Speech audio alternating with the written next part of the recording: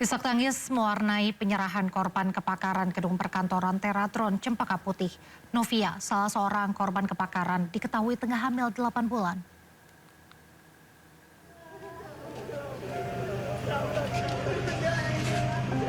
Suami serta kerabat tak kuasa membendung tangis saat menjemput Novia Nurwana, salah seorang korban kebakaran perkantoran Teratron di Rumah Sakit Polri Kramat Jati, Jakarta Pusat.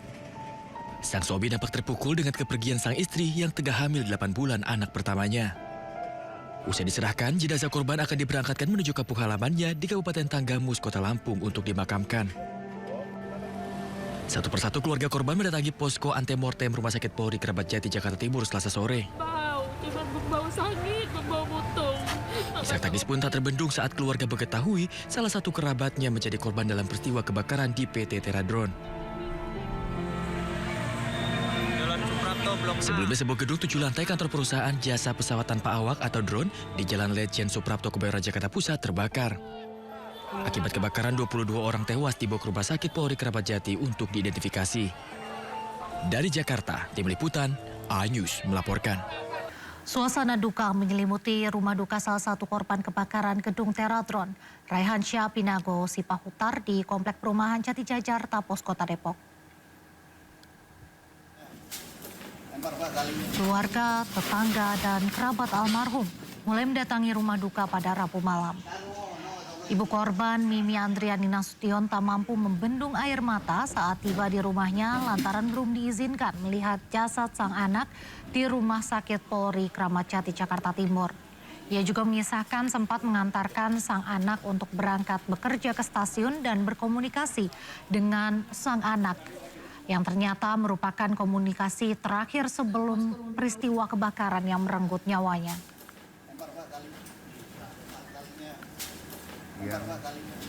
Kebakaran di gedung Teratron, semoga diberikan kekuatan dan ketabahan, dan memutuskan 7 jenazah telah kembali kami identifikasi. Ini totalnya, sebagaimana yang disampaikan tadi bahwa tim DPI sudah bekerja mulai sejak kemarin. Polisi memastikan penyebab kematian korban adalah karena menghirup asap dan karbon monoksida, kemudian sekujur tubuhnya terbakar. Sementara itu hari ini 7 jenazah dari 22 korban tewas kebakaran gedung Teratron Cempaka Putih teridentifikasi. Total 10 jasad yang berhasil diidentifikasi.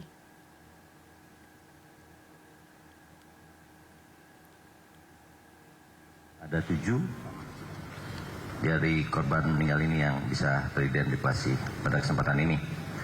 Saya bacakan. Yang pertama, kantong jenazah dengan nomor 001 cocok dengan data antemortem 022.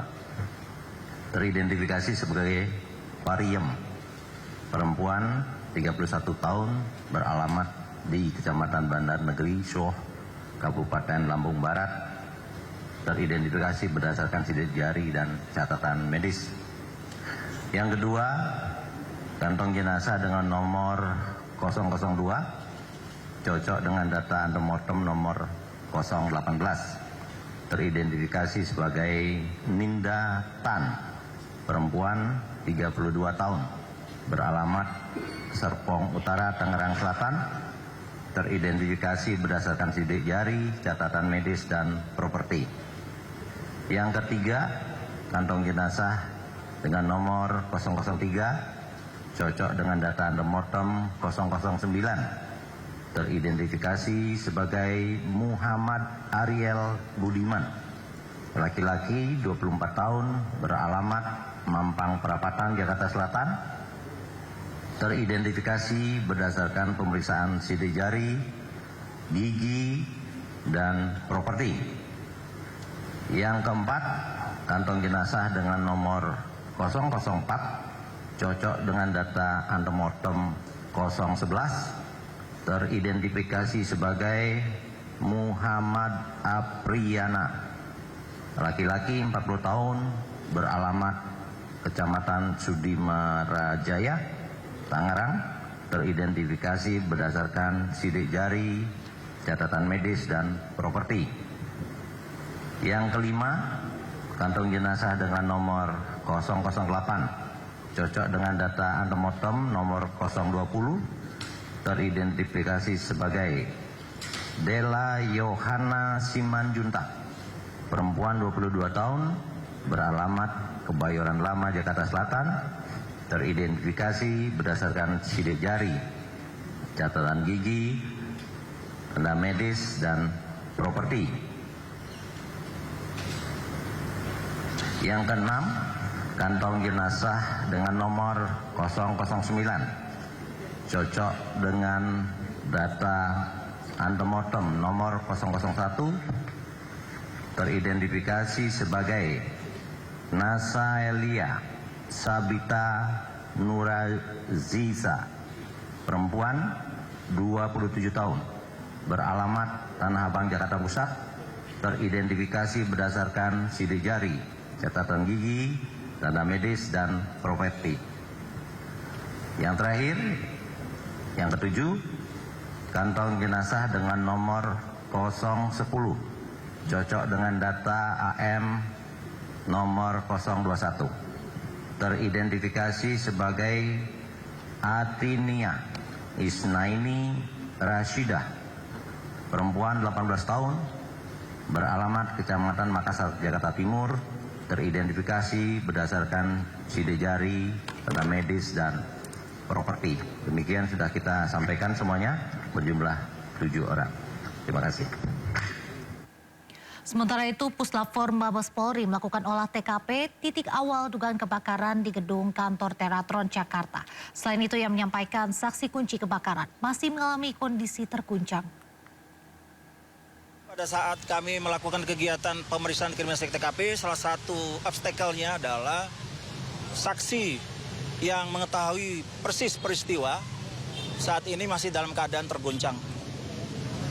Mari kita doakan agar saksi bisa pulih dan setelah nanti dapat memberikan informasi dan juga keterangan kepada kami dan juga penyidik, kami akan lakukan kembali pendalaman. Untuk hasil yang kedua yaitu dari tim Bioser Bit Kimbio 4 Puslap-4 Barreskrim Polri dapat disampaikan kepada teman-teman dan masyarakat bahwa atas koordinasi antara tim Kimbio dengan tim penyidik dan juga tim identifikasi, untuk korban sejumlah 22 ditemukan dalam keadaan utuh dan masih dapat diidentifikasi. Pemirsa, hukuman bagi artis Nikita Mirzani resmi diperberat menjadi 6 tahun penjara dalam putusan banding di Pengadilan Tinggi DKI Jakarta. Nikita terbukti melakukan tindak pidana pencucian uang.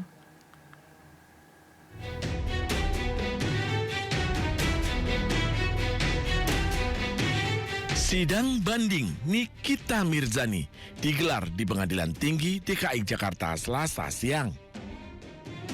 Dalam sidang kali ini, majelis hakim menyatakan Nikita terbukti secara sah dan meyakinkan melakukan tindak pidana pencucian uang. Hukuman untuk Nikita pun diperberat menjadi 6 tahun penjara. Dan turut serta melakukan tindak pidana pencucian uang sebagaimana dalam dakwaan alternatif ke-1 pertama dan kedua penuntut umum. Menjatuhkan pidana kepada terdakwa pertama itu dengan pidana penjara selama 6 tahun. Pidana denda sejumlah 1 miliar rupiah. Sebelumnya, Nikita divonis 4 tahun penjara di Pengadilan Negeri Jakarta Selatan. Lantaran dakwaan tindak pencucian uang tidak terbukti, Nikita hanya dinyatakan melanggar Undang-Undang ITE.